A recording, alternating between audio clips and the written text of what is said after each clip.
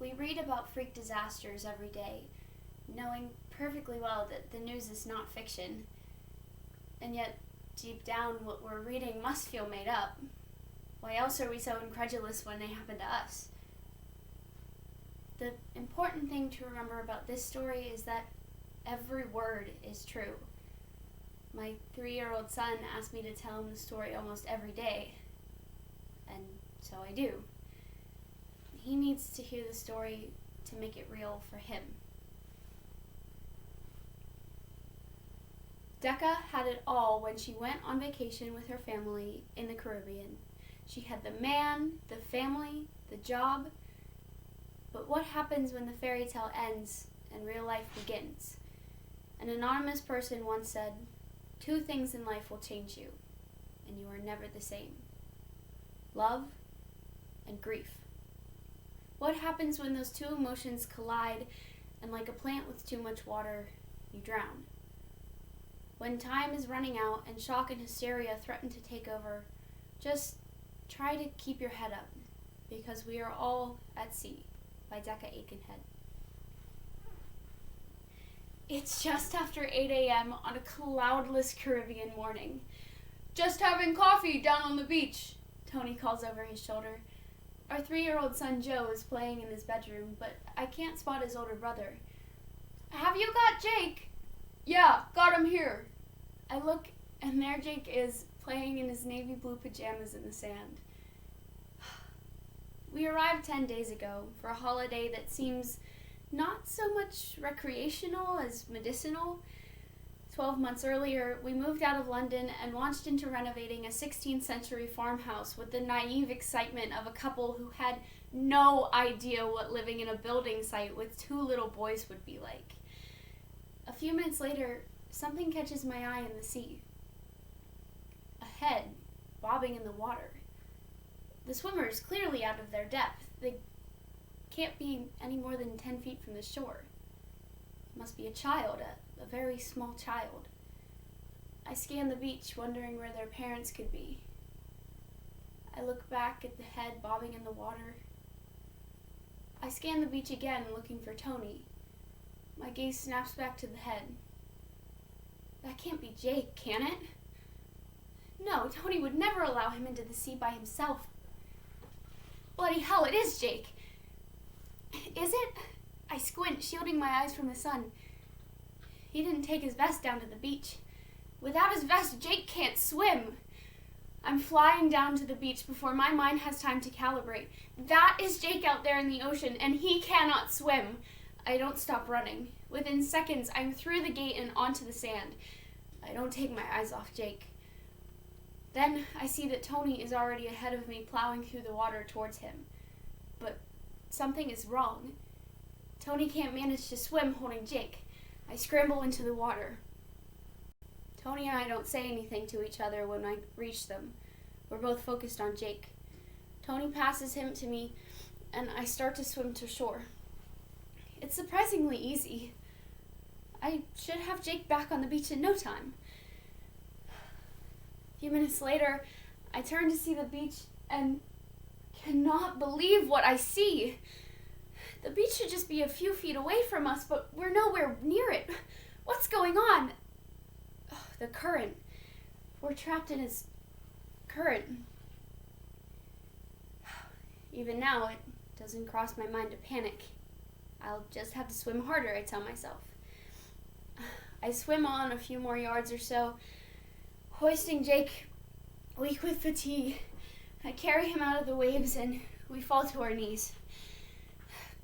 "Are you all right?" I gasp. Jake blinks back at me and grins.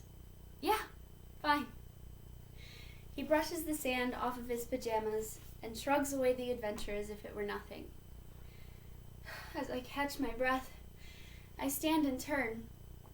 Tony should be wading onto the beach by now, but Tony isn't anywhere near the shore. He's 50 feet offshore and isn't even trying to swim. He raises an arm, but the gesture looks half-hearted, and a moment later he lets it drop. He's shouting something, but there's no urgency in his cries. Without thinking, I race back into the water. A voice from the beach halts me. I turn and register 3 men already swimming hard towards Tony. They'll reach him long before I can, so I wade back to the beach. It's at this moment that time's rhythm becomes unrecognizable, simultaneously frenetic and slow. Seconds begin to stretch like minutes. Minutes feel more like hours. Time is passing, but nothing is changing. Nothing is happening. Tony is still floundering in the waves. The swimmers still haven't reached him. I'm pacing frantically, pointing and shouting in confusion. Go to Tony! Help him! Can't you see he's drowning?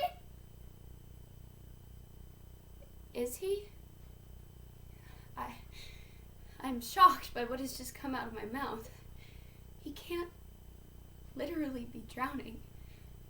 Can he? I'm being hysterical. But the hysteria in my voice has unnerved me even more than my words. Is that what is actually happening? Tony's drowning?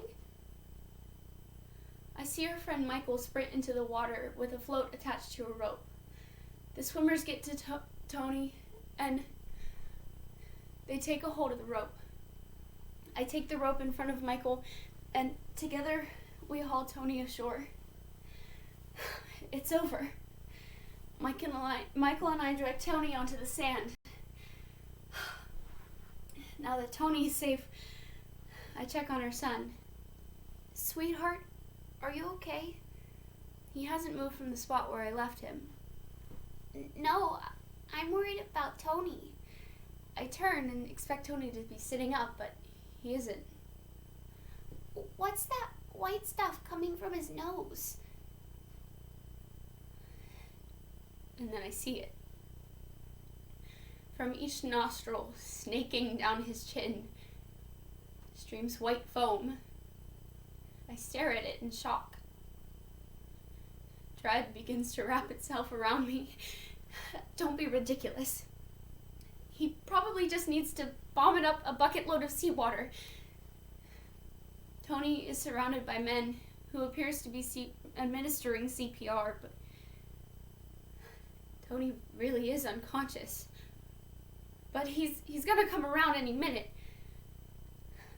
It's probably best if Jake doesn't see this. Let's go back up to the cottage and find Joe. We want to see Tony now. Can we go see him? I don't know what to do, but I assume that he's come around by now, so I take their hands and together we walk down to the beach. I see our friend Annabelle falling to her knees beside Tony. Oh, thank God, Annabelle has medical training. Now that Annabelle's here, everything's gonna be okay.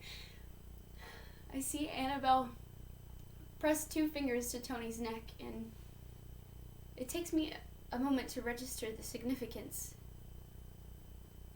Why is she checking for a pulse? Annabelle raises her head and slowly shakes. No. Let's go back to the cottage. We slip away quietly as if the scene on the beach has nothing to do with us.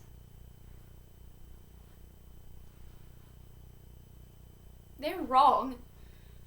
In a minute, Annabelle is gonna come and tell us that Tony is fine. I see Annabelle standing in the doorway, unsmiling. And she slowly shakes her head. No! I lurch forward into her arms. I look at her face and will her to say that I've misunderstood. Deck, what's wrong with your face? What's going on? I open my mouth, but no sound comes out. Jake wraps his arms around my legs. Deck, has Tony died? I look at my children. Yes. Tony has died. Thank you.